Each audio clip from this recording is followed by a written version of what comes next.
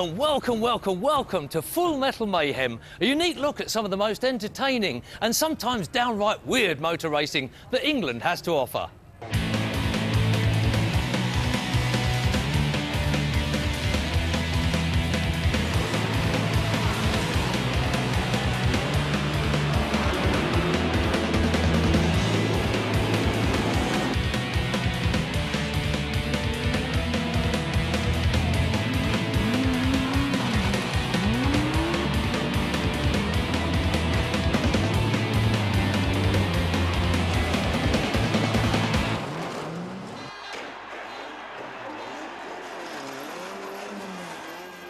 Let's start our engines and get on over to Bovington Raceway in Hertfordshire, where we're going to see the British Caravan Grand Prix.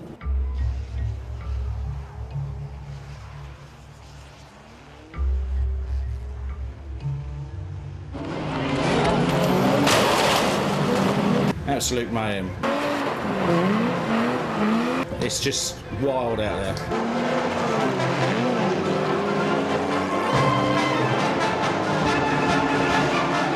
I've been racing 15 years and I just won't do a caravan meeting because it is absolute nutters out there.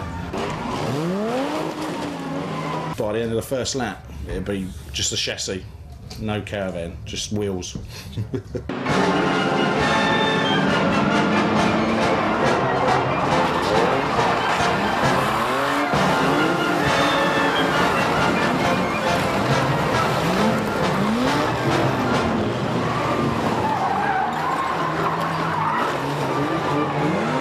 It is like a battlefield. I suppose you could say it's with mines, really, because there's things going off everywhere. High-powered stuff. You just have to keep that right foot down and keep going.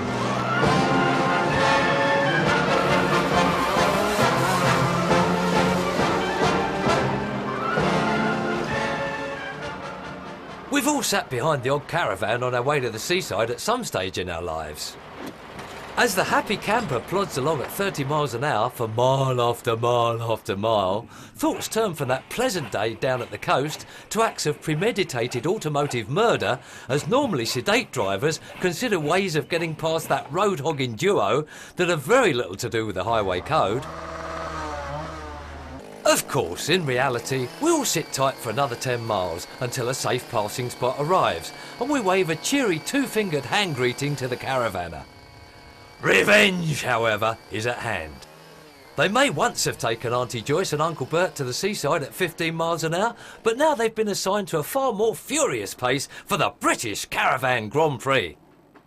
But before they make their last appearance behind a tow car, they must be made race-worthy. This isn't exactly Formula 1 Grand Prix racing, so being made race-worthy involves a considerable amount of use of the old sledgehammer.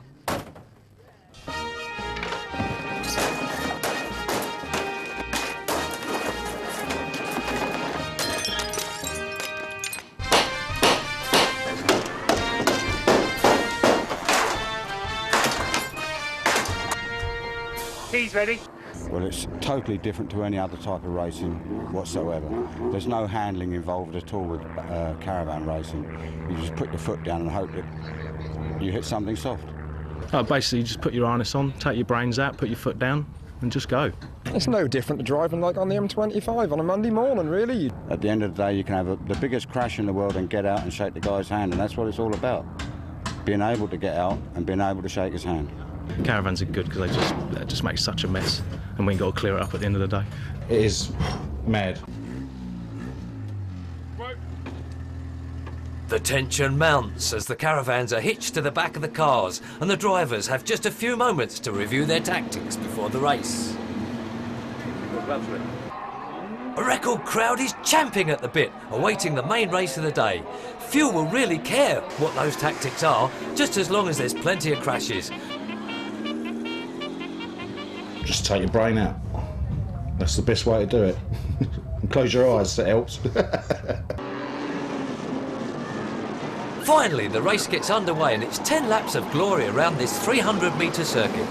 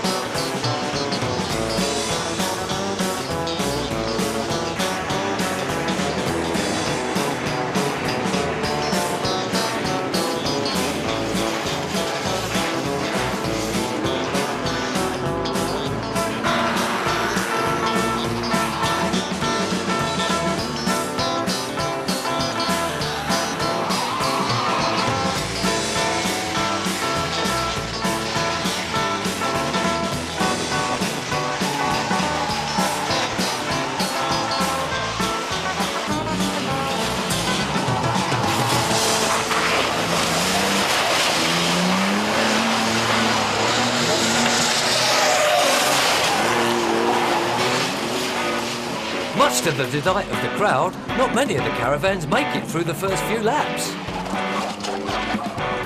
Excellent!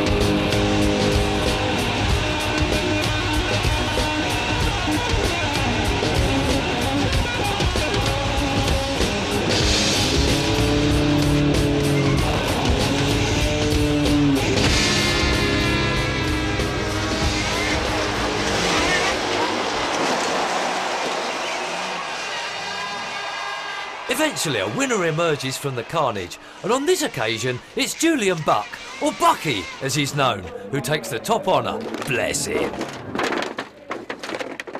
But what's it like to be taking part in the caravan journey from hell? Chaos. 'Tis every time, chaos. Just if you hit something at the back, you can't see where you're going, then somebody hits you and you think, oh my God, what's happening here? But then it all happens and away you go again. Good job it's the last race of the day. Has anyone seen the other broom? This is a prestigious event. People have travelled from many miles away. Yeah, this is the one. I mean, there are racers and there are racers, but no, this is the one. This is the British. Ah, makes you proud, doesn't it?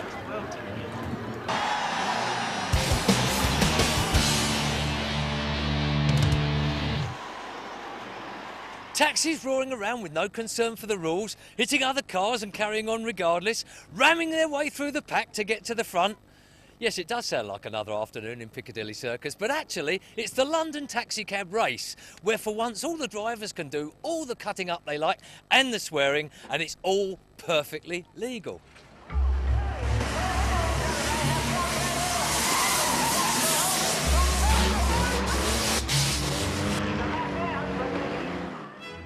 London was the first city in the world to have a licensed taxicab trade. It can be traced back to the English playwright William Shakespeare, whose plays became so popular, carriages charged to pick up and drop off the theatre-going public. While the world-famous black cab has a very sophisticated background, its drivers today are better known for cutting up traffic, jumping red lights, making U-turns in the middle of Oxford Street, and using language to fellow road users that's far removed from that heard in a Shakespeare play. So no surprise that most of the flat-capped gentlemen of the cab trade would have felt at home in the taxi cab Grand Prix held in Essex. We should point out that the drivers were not real cab drivers, but their closest driving colleagues, the UK's maddest stock car and banger racers. However, as with any motorsport, having a race strategy is important. And your plan is, Andy? Purely to get in the way. Cause a bit of havoc today. It's a little bit slow, so there's only one thing to do, and that's just get in everyone's way.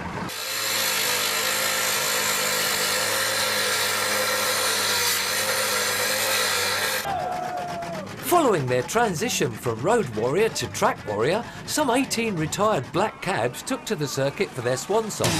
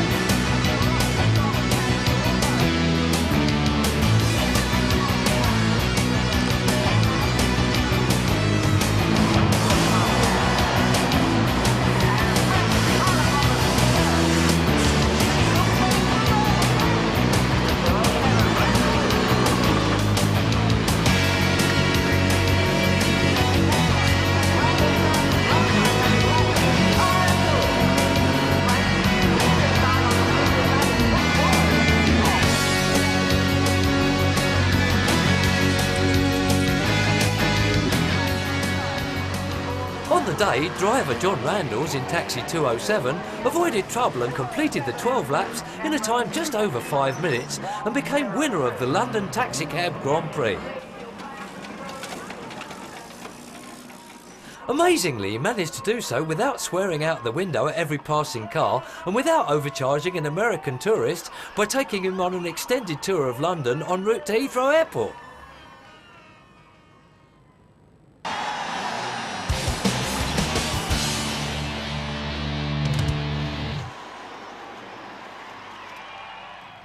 The full contact bangers are quite crazy enough when it comes to racing on the oval. Now add a crossover in the middle of the track and you're certain to witness some of the most nerve-shredding racing ever seen. Get ready for the Bangers Figure of 8 World Final, an event for only the toughest drivers and not one for fans with weak hearts.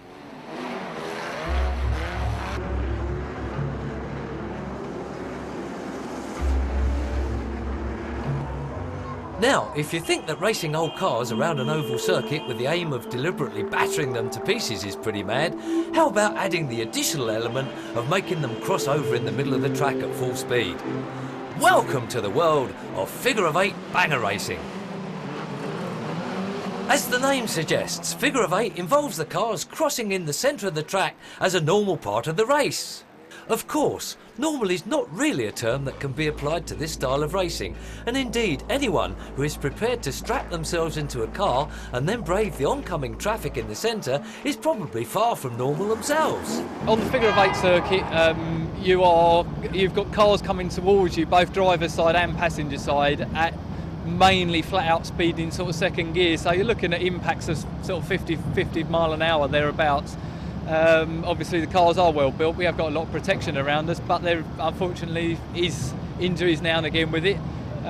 Like any sport though, it's I would say yes, probably it is a little bit more dangerous, but certainly not as dangerous as playing football or rugby.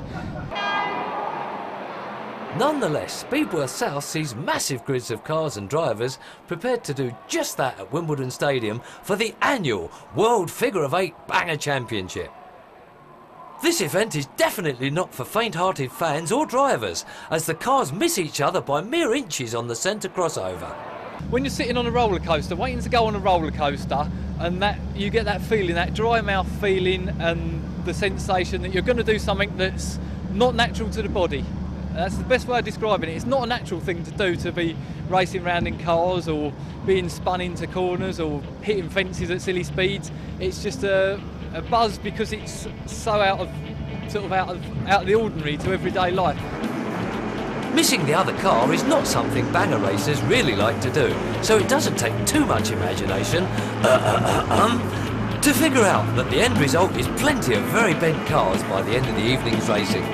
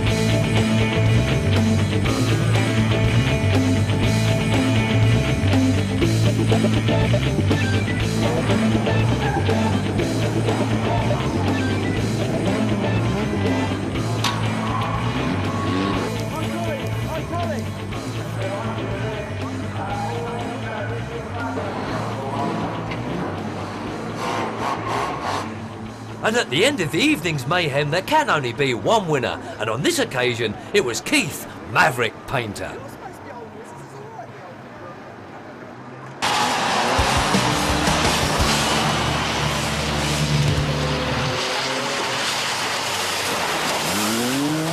Vans, or more precisely white vans, caught much criticism from the public on Britain's roads. Drivers are deemed to be intimidating, road hogs, or sometimes downright rude in exchanges with other drivers. Yet these characteristics are just right for our next racing spectacle, where vans of all sizes jostle for top honours.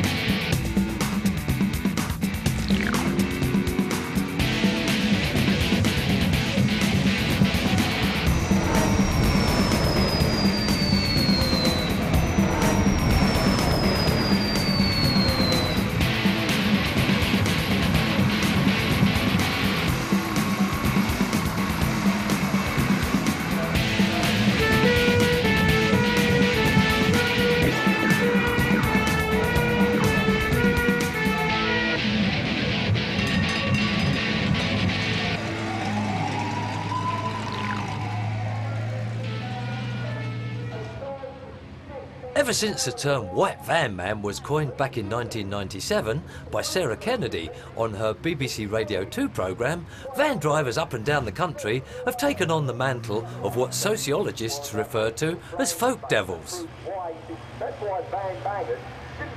But as you'll probably notice, there's not much difference between white van man's driving on the road or on the track.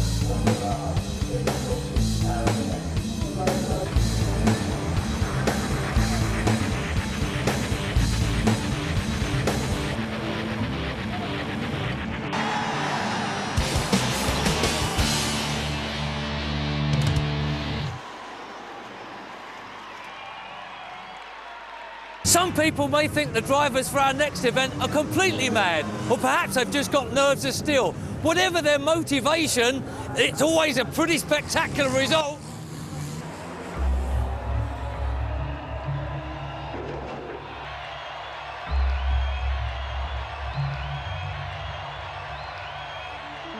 Take one completely knackered old car, add one brave or quite possibly mental driver and get him or her to travel at top speed around Wimbledon's famous stock car racing circuit and then drive the car over a ramp on the home straight and you have all the ingredients for the annual Ramp Rollover competition. The event, which raises money for a famous London children's charity, produces the kind of action and metal-twisting stunts that you normally only see in a Hollywood movie, as the cars take to the air and inevitably come back to earth in a shower of sparks and twisted metal. Need a lot of bottle, and you just need to put your foot down hard. There's no real secret. You hit the ramp. Once you've left the ramp, it's pretty much the car goes where it goes. After that, you've got no control on it. It's just picking the right car, bit of power, and looking nice.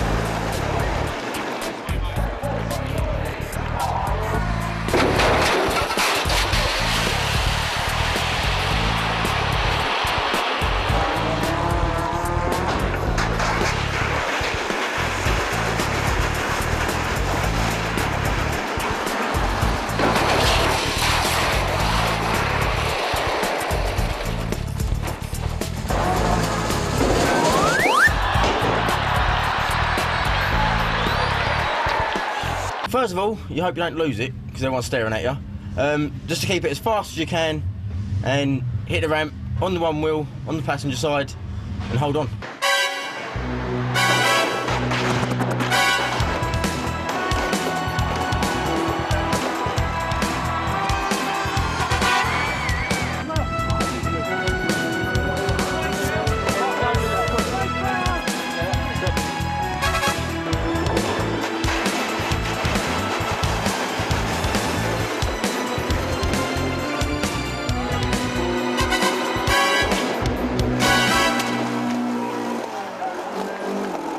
It is adrenaline, it's a rush. There's no rush you can do something like this.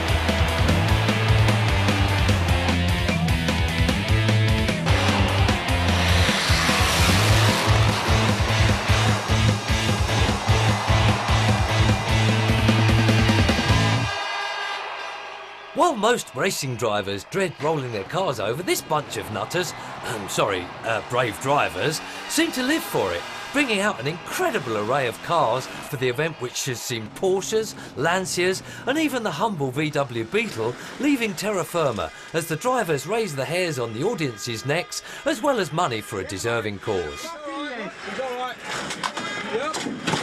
Was that as good as it felt?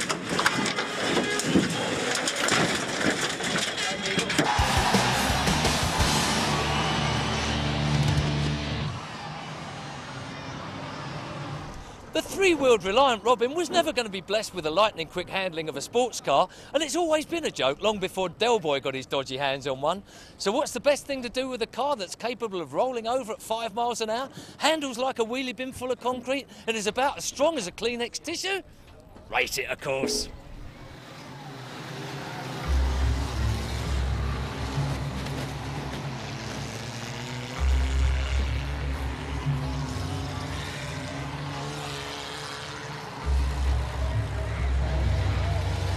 The world of motor racing is renowned for its multi-million-dollar sponsorships, computer-designed race cars and champagne lifestyle drivers.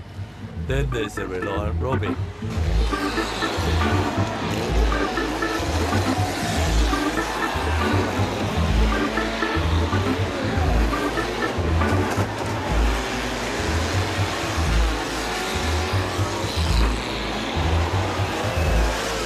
When the first Reliant Robin rolled off the assembly line 60 years ago, its limitations as a racing car should have been very apparent.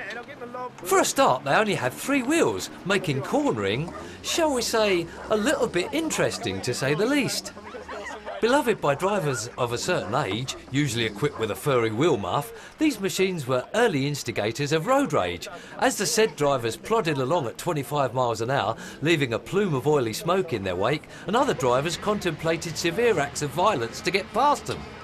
That was certainly the case at Mildenhall in East Suffolk, where the annual Reliant Robin World Final happens every July.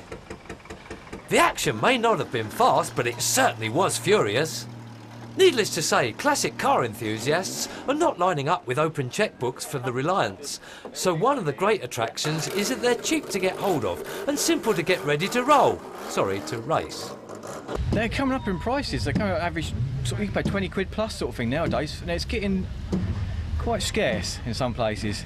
As far as tactics are concerned, well, survival is the name of the game. Whatever happens, just go with the flow, because whatever you plan, it'll go wrong. Follow the 2 front boys and just keep going. If you don't get away when you're at the front, that's it. It could be a big pile up and all over. You've sort of got to get away and sort of get going.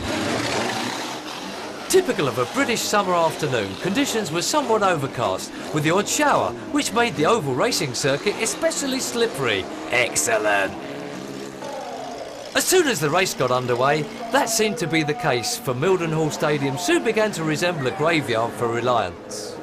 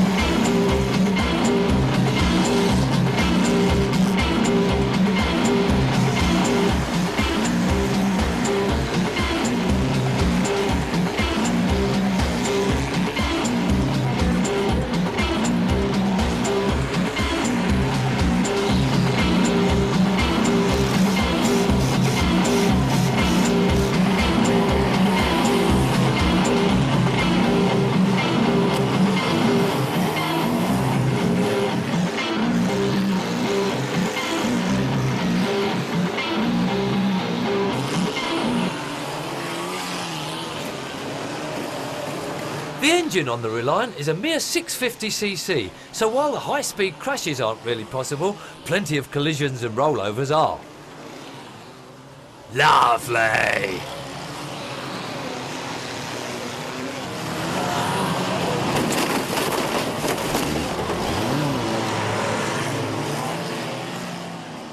But it's not just a matter of battering the opposition off the track, as it also takes a fair amount of skill to control a car as it drifts around the bends on 3 wheels.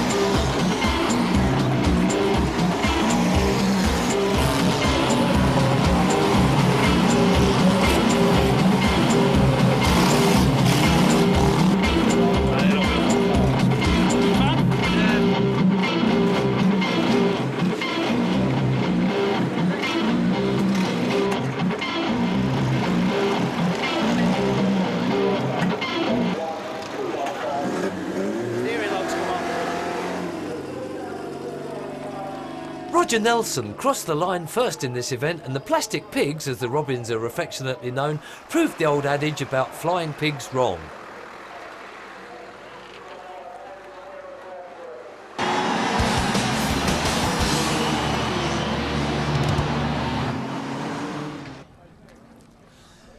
Fans who have perhaps spent longer than advisable at the bar at Wimbledon Stadium could be forgiven for thinking they're seeing double when the incredible Siamese racers take to the track. If you're stone cold sober, you're not seeing things. That really is a metro perched on top of the Sierra. 2 cars and 2 drivers with one result. Plenty of mad action.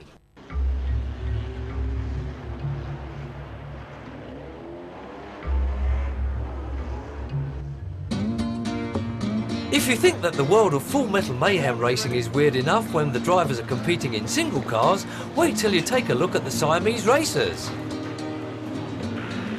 The Siamese cars consist of a Rover Metro perched on top of a Ford Sierra, with a brave and generally quite mad pilot steering from the top car, while an equally brave and equally certifiable driver operates the accelerator and brakes from the bottom car.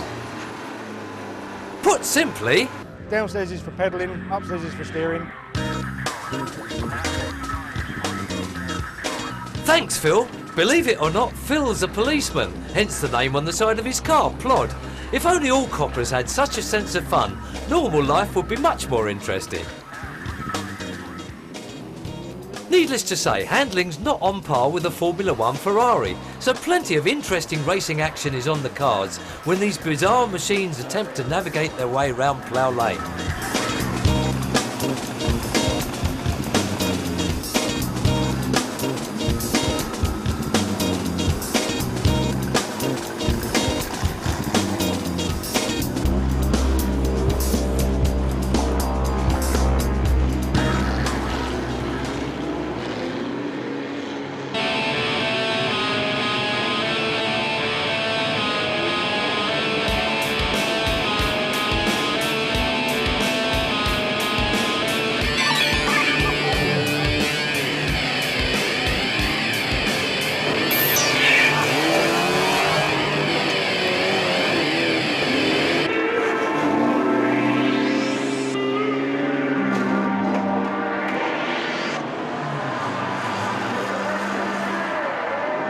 To add to the fun, these cars race to banger rules, so drivers are allowed to stick the bumper in as the race progresses.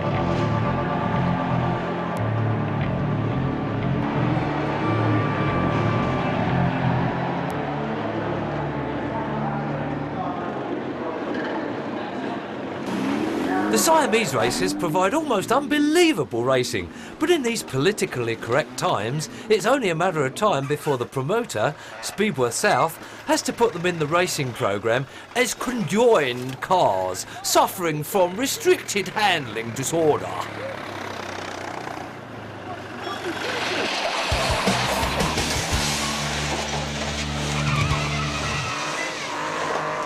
Our last pit stop for Full Metal Mayhem is to catch the most coveted title in the metal bending world of banger racing, the Banger World Final at Wimbledon's Plough Lane Stadium. Each year, the cream of the banger racing world fight it out for the title with their weapons of mass destruction, otherwise known as the National Bangers.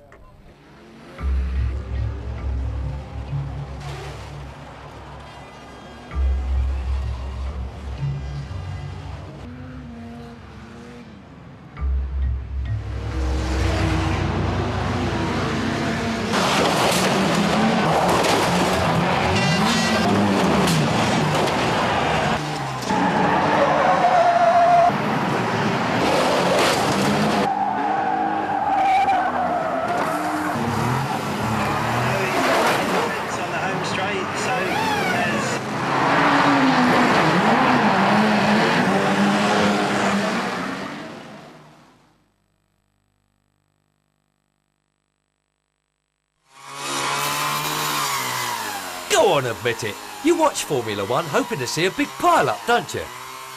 Rallying, you're just hoping one of the cars is going to roll over and end up in a big heap at the side of the road, aren't you?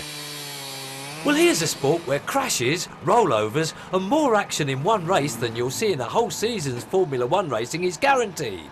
Welcome to the Banger Championship of the World at London's Wimbledon Stadium. You do more than a lap, so I'm too worried. Forget all that precision engineering. Banger racing is all about smashing and crashing in an adrenaline-fueled frenzy. Throw the rulebook out the window and strap yourself in for one hell of a ride.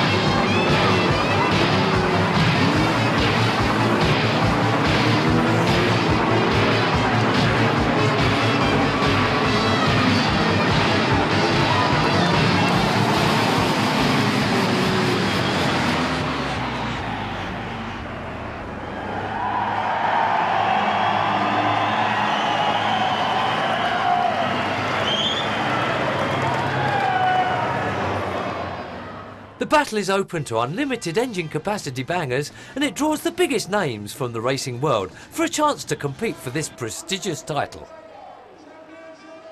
I think it's just the adrenaline you get when you're out there, smashing into things and getting them out of the way and into other cars. Just the general buzz of it, really.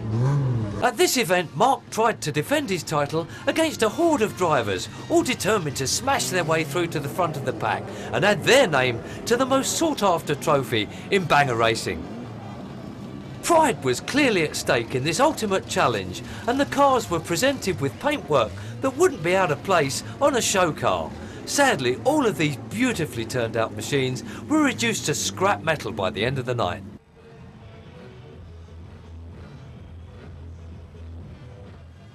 The excitement mounted as the 43 qualifying entrants gently rolled around behind the pace car.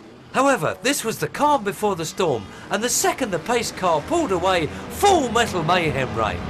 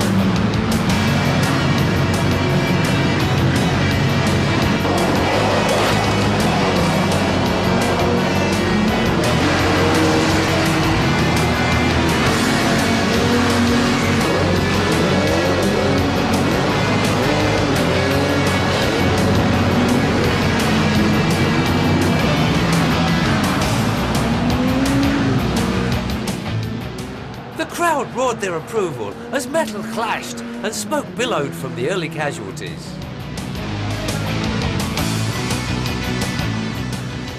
Halfway through the 25-lap race, and a fair percentage of the cars were wiped out.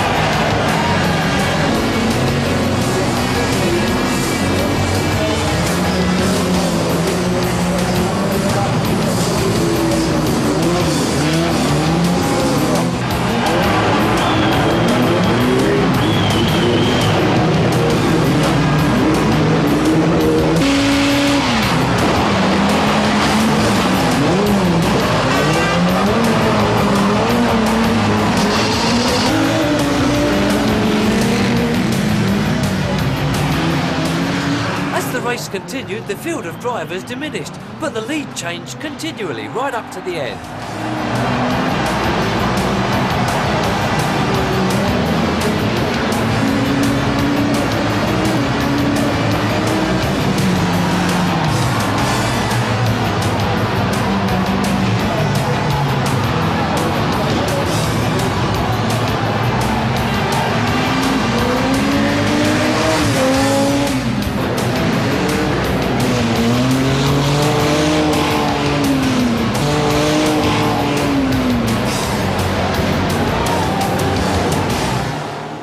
Finally, a winner emerged. Number 22, Dave Vincent, took the checkered flag at the end of the gruelling competition.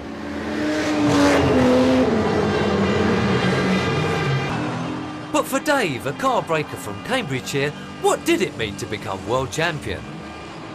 It means a lot, really, because you race all year to get here, basically, and this is the one you want to win, and I finally won it. So do you think this is the cream of your career now? Definitely, yeah. Yeah, this is what you race for. It's like commuting rush hour in London, it's no different. But this time it's legal. At the end of the biggest night in banger racing, the only people smiling more than the racers were the local scrap merchants.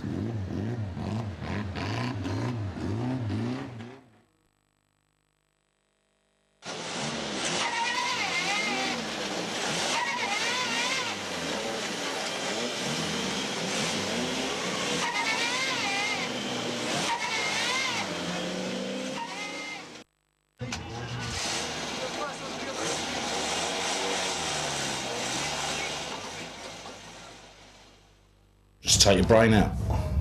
That's the best way to do it. Close your eyes, that helps. Basically, just put your harness on, take your brains out, put your foot down, and just go. It's just wild out there. It's no different to driving like on the M25 on a Monday morning, really. By the end of the first lap, it'll be just a chassis, no caravan, just wheels. Well, it's totally different to any other type of racing whatsoever.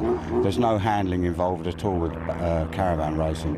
You just put your foot down and hope that you hit something soft. It is mad.